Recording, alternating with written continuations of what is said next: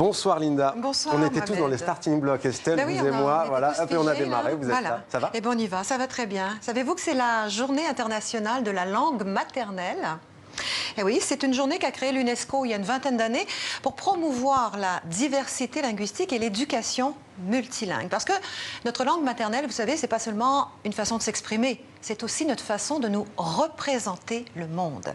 On serait tenté de croire que la langue maternelle, c'est la langue de la mère et que la langue paternelle serait celle du père. C'est pas tout à fait vrai.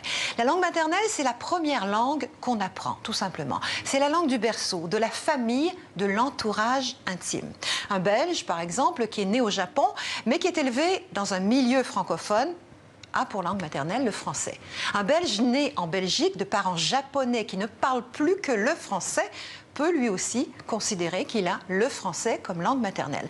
La langue maternelle peut donc être tantôt celle des parents, tantôt celle de la mère patrie. Vous me suivez? Absolument.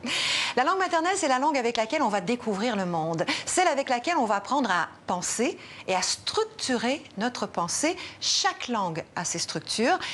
Les langues n'empruntent pas les mêmes chemins dans notre cerveau. Je vous donne un exemple. Il y a des expressions comme ça qu'on ne peut pas traduire littéralement. Quand les poules auront des dents. Vous savez ce que disent les Italiens, eux? Non. Alors, je vais essayer de le dire sans trop d'accent. Quando le asini voleranno.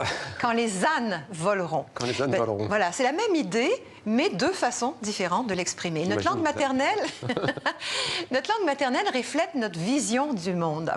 La langue inuit, par exemple, a 20 termes, plus de 20 termes, pour désigner la neige sous ses différentes formes.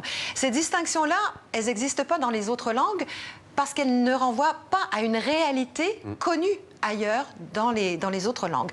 À propos de la Journée internationale de la langue maternelle, sur Twitter, il y a Kaizen qui dit « Il y a des parents chez moi au Congo qui refusent de transmettre la langue du village à leurs enfants. C'est dommage.